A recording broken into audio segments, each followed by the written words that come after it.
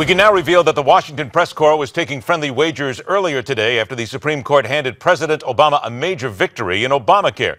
Sources tell us the pool was split between those who bet the president would take the podium and deliver a stirring speech for the nation, or come out doing cartwheels before looking into the camera and saying, "Hey, GOP, how do you like me now?" The Obamacare fallout thus falls to the political animal, featuring veteran Republican strategist Ford O'Connell and veteran Democratic media strategist Franco Ripple. And Franco, I would imagine that you were the choreographer for that, were you not?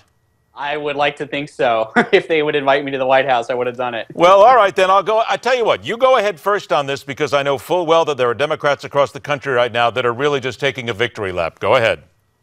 Well, look, there's no doubt Democratic folks who have worked on health care, myself included, are absolutely jubilant at the fact that the Supreme Court made the right choice, ended hopefully the political hullabaloo about the law of the land going forward. But I do want to say just this important point. This day is not just about politics. This is actually about the people who are helped by the Affordable Care Act. And I really mean that. 8 million people across the country get to keep their subsidies that keep health insurance affordable, including 1 million of them here in Florida, and I am very proud of that fact. Ford O'Connell has now bitten right through his lip, right down to the last stretch of muscle that he has to go ahead and do this. Hey, Ford, now go ahead and answer that, and then as you do, I want you to also talk to the issue that many people are saying that Republicans actually, quietly or secretly thrilled it happened this way, so they weren't caught off guard and weren't caught responsible for the fallout. Go ahead.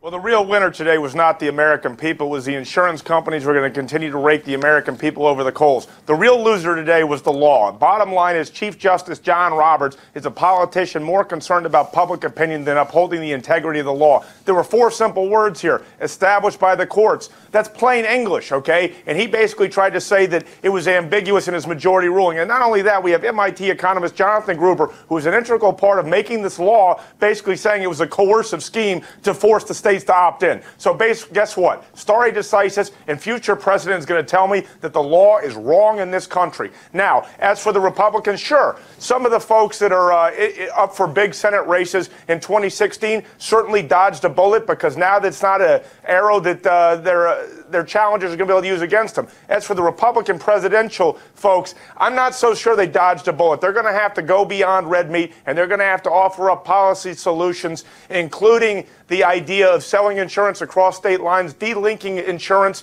from employment, making it more like car insurance, and strengthening and expanding health care accounts. The question is whether or not the Republican presidential hopefuls are going to go that far. Franco, what do the Democrats do now, knowing full well that after this, I mean, there's still a couple of loopholes here that they may be able to exploit, but now this is a 2016 issue, and the Republicans are going to go full bore on winning that election, and then you know what's going to happen if indeed a Republican gets in the White House.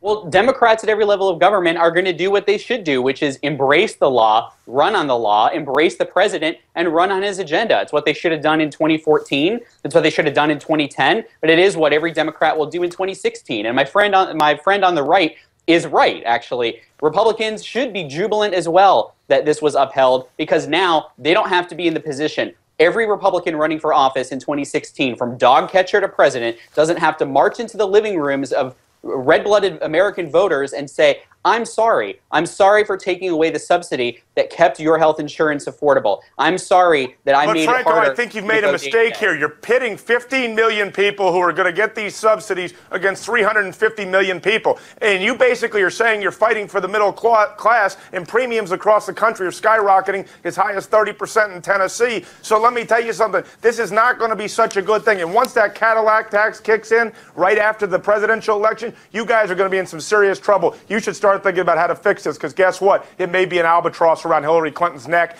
Obama's apprentice in waiting. Let me talk about this for just a moment. One moment. Hang on, Franco. I just want to let everybody see this. Here's Justice Antonin Scalia writing for the dissenting opinion. In it, he said, the act that Congress passed makes tax credits available only on an exchange established by the state.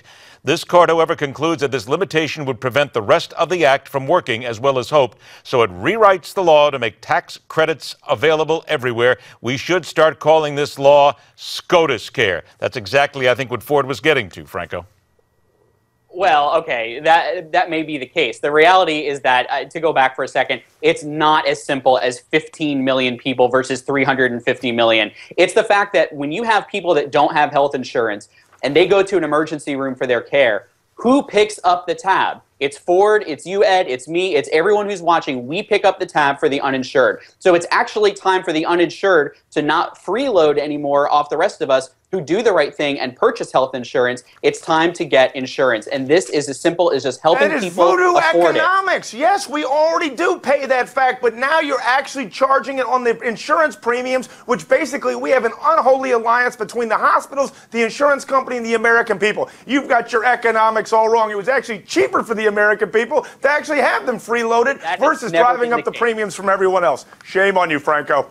With all due respect, that has never been the case, that it has been cheaper for someone to walk into an emergency room than it is for them to go and get care from their doctor. I would like for you to show me one piece of economics that shows that that is the case. But more to the point, it is wrong. The District of Columbia, where I'm a member of Blue Cross Blue Shield, not true. Believe it or not, in the District of Columbia, you could actually have the taxpayers pay it. And guess what? Once Obamacare kicked in, that was already factored in. Now I've jumped $200 just in the past year. So you're wrong. And trust me, when this goes nationwide, that's going to be the case. All right, gentlemen, that's going to be all for right now. I think we've done everybody take a breath, because let's be honest, this really sets up a great run and a battle heading for the 2016 election. Ford O'Connell and Franco Ripple, thank you so much, gentlemen, for joining us. We appreciate it. We'll talk to you again real soon. Now let's ask you. It's very simple. This is your time. The Supreme Court has spoken. You speak to us via email, on Facebook, via Twitter. And then we'll see what the American people think. Coming up next, Dick Morris with the most simple and understandable explanation of Obama trade. Somebody actually got it right. We'll do it right here on the fastest 60 minutes in news.